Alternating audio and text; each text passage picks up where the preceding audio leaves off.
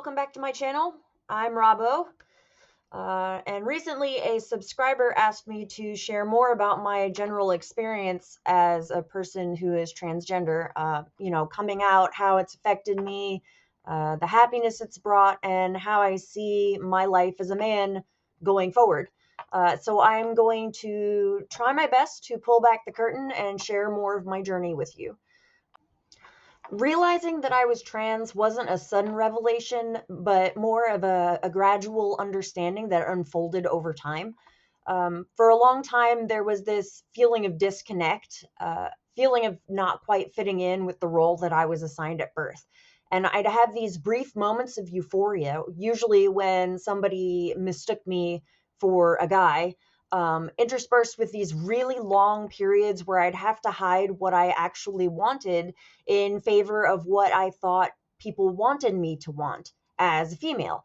It was absolutely miserable. I was suicidal. I was constantly having anxiety attacks. It was awful. I couldn't pretend to be the way everybody else seemed to want me to be. Um, I didn't feel like I could even be honest with myself because the fears that surrounded all these emotions, everything I was feeling, it was so difficult to navigate all these conflicting emotions. So coming out to myself was a huge step, a moment of finally acknowledging this truth that had always been there underneath everything else, and sharing that with others, like my partner, my family, my friends, was both terrifying and liberating. You know, it was a fantastic experience coming out to most people, and to the people who didn't accept my truth. I wish them well, but I don't have to associate with them either. Um, there have been some milestones along the way, like when I came out at work or when I finally committed to the medical transition through hormones. Those were big moments for me, but it hasn't been easy. There's been some societal stigma to have to navigate, and the medical transition side of things, it has its own challenges. But overall, coming out has fundamentally changed how I experience myself and the world. It's a big deal, but the biggest shift has been in my level of authenticity. For the first time, I feel like I can truly be myself without constantly having to mask my feelings or emotions or opinions, or dress a certain way, or fit into a mold that just wasn't built for me. I feel like this has had a ripple effect through all of my relationships. Some have deepened with more understanding of who I am. I can finally relate to people in a way that I couldn't before. And some relationships have unfortunately ended. It's not ideal, but it is what it is. At its core, coming out has allowed me to live in alignment with my true self, with what I feel to be my real feelings, and that's an amazing thing. The happiness I feel really comes with living authentically, and it's unlike anything I've ever felt before. I remember before, simple things like choosing clothing for the day would be just an absolute nightmare. It felt like I was putting on a costume for a performance. It didn't feel real to me. Every action I took had to be balanced against the question of, what would a female do versus what do I want to do. And now when I get dressed, it feels like an expression of who I am instead of a costume that I'm putting on for the day.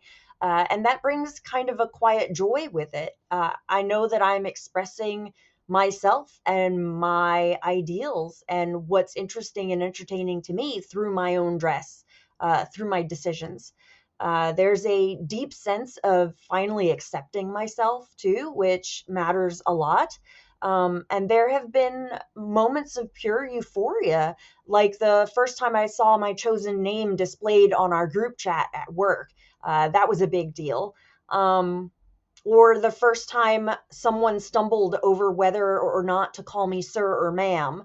That was fun because I present very masculine now, and I still present feminine in a lot of ways, just, as far as the build of my face or my voice.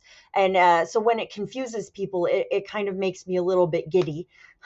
Current of anxiety and internal conflict. Suppressing who I was took a huge amount of energy. I had to constantly decide whether or not what I was doing was female enough, and it was exhausting. And now all that energy is freed up, so I can dedicate it to other things like my hobbies or my work or reading or watching YouTube videos. I have energy now that I didn't have before. My overall mood has lifted significantly. I used to be suicidally depressed on a regular basis, and now I don't even necessarily feel sad. Even though I'm going through a divorce, even though I have financial insecurity, none of that bothers me on the level that it used to bother me because I'm not as sad about it anymore. Um, I often feel pretty happy, actually, which is a very surprising feeling for me. There's also less internal noise, less questioning of myself. I feel more motivated. I feel more engaged with life. There's a sense of purpose now that wasn't there before, a feeling of finally being on the right path to becoming my authentic self, to becoming the person I am. And honestly, my self-esteem overall has improved. Feeling seen and accepted for who and what I am has made a world of difference. Looking forward to the future as a man, there's a sense of excitement and possibility. Um, there's a journey of personal growth ahead and of continuing to learn and evolve in my manhood. My body is female. And it's never going to be biologically male, whatever that means. Even with hormone therapy and surgery, I can only ever get my body closer to the one that I have in my head. But I can make it so that I feel more comfortable in it. And that matters so much. I love that I have the option to do that. Also, I'm looking forward to building deeper connections with others as my authentic self. That's really exciting. And to experience a way of life that feels more true to who I am, being able to make decisions based off of what I want to do instead of what I think others want me to do. That's very powerful. Um, I'm still trying to figure out what it means for me to be a man. Uh, and I know that masculinity is a broad spectrum. One person's idea of a man is very different than another person's idea of a man, and I get to decide what kind of man I want to be, and that is both thrilling and intimidating. Um, I'm finding my place within that spectrum and embracing the aspects of masculinity that really resonate with me. So this next one is a complex one about how my experiences differ now that I'm out as trans versus when I was a woman. And it's important to remember that this is just my experience. This isn't the universal trans experience. This is just my experience. For me, the biggest difference has been not external. It's been internal in the alignment between my internal sense of self and how I'm perceived externally. As a woman, there was always this disconnect between how I felt inside and the expectations that were placed upon me by society and by others. I had to fit into a certain mold in order to be considered female enough to pass without any kind of hostility in our society. And now there's a congruence that feels incredibly freeing. I sometimes the way I'm interacted with socially feels different, as in there's now sometimes some hostility, whereas before there wasn't, or there's some confusion. A lot of times people don't know how to respond to the way I've presented myself because I don't present as as female as they're expecting, and I don't present as masculine as they're expecting. I'm like something in the middle and they don't know what to make of it. But the most profound changes have been internal. A sense of rightness in my own skin that I never had before. And it's less about those external changes and more about finally living in accordance with my inner truth. It's very freeing. In my head, I've always been male. And now I'm making my outsides more closely match my insides. And that is affirming and validating.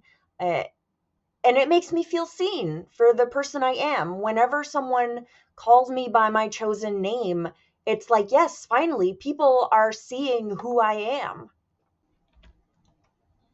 So the question becomes, why am I making YouTube videos about it? And I actually wanted to talk a little bit about that process and why I started making these videos in the first place.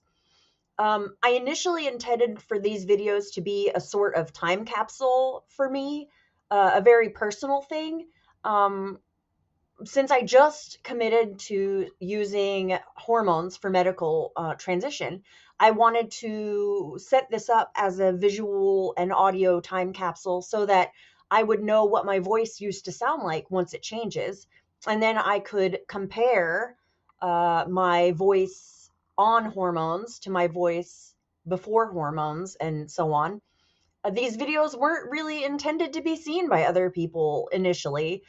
So the production value is super low. And I read off a script most of the time because it's easiest to compose my thoughts in writing prior to trying to say them extemporaneously. Um, but one of my subscribers mentioned that I never look y'all in the eye. So I'm making a concerted effort to do better about that and pay more attention to the camera when I'm speaking. Anyway, these videos were, initially a way for me to track my own journey. And through them, I could compare my voice before hormones to my voice after hormones and then laugh about it. But something unexpected happened. I started hearing from other people, particularly young trans folks, who were watching my videos. And a couple of them who were living in Maryland actually shared something that really struck me. They said that seeing someone like me transitioning openly in the deep red Southeast gave them hope. They said it made them feel like if I could do it down here, then they could do it in their blue state. And that was honestly overwhelming. A couple of weeks ago, I got real scared of what might happen to me and people like me in the years to come. I actually had one night where I had nothing but panic attacks for the entire night, full on panic attacks with the hyperventilation and the heart racing and just everything. I couldn't sleep at all. My sheets were soaked with just night sweat. It was awful. Uh, given the current political climate in our country and the way that trans people are being targeted through legislation nationwide, um, it made me feel very vulnerable. And I let that vulnerability get to me, and I actually took my videos down. Um, I didn't want to make it any easier for the administration's agents to find me and disappear me if it came down to that. But then I kept thinking about that message from those kids in Maryland who found a little bit of hope in my story. And I realized that my own fear, while valid, shouldn't silence a voice that could potentially offer comfort and encouragement to others. God would want me to offer comfort and encouragement, even in the face of the threat of death itself. My God demands that I be willing to die for others because I am commanded to love him with all my heart and to love my neighbor even as I love myself.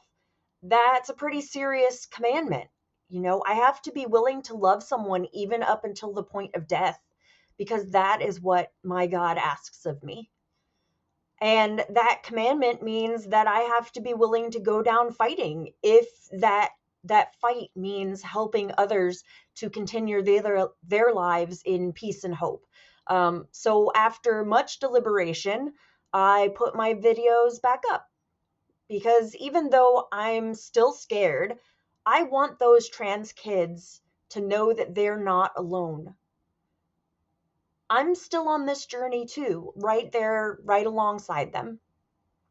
And ultimately, if sharing my story, my journey of living authentically as myself, can offer even a sliver of hope or solidarity to another trans person out there, especially those who might feel isolated or scared, then putting myself out there is worth it. We're all in this together, you know? And shout out to Felix and Saturn. Thank you for your kind words in a dark time. They gave me hope. So it's mutual hope society. I'm giving you hope, you're giving me hope. It's a beautiful thing. So anyway, there's a little glimpse behind the curtain as at what's going on right now. The curtain of my experience. It's not always easy to put all these feelings into words. I need to get help with that sort of thing. But I hope that this gives you a better understanding of my journey so far. Thank you for your curiosity and for your support. If you have any questions or comments, feel free to leave them in the comments below. And if you have a mean comment, please know that I forgive you. It's not your fault that you don't understand how to be compassionate. It's a skill that isn't taught very often in our society, but I see you for what you are as a child of God. I see you as someone that's hurting. I see you as someone who's vulnerable and who is taking that feeling out on others because you don't know how to process through that fear. I see you. I see you. And I forgive you for lashing out. It's not your fault, and I wish you well. I don't know you, but I love you. And for the rest of you, remember that you are seen. You are not alone. We're all a family as human beings, and I am with you in spirit. Take care.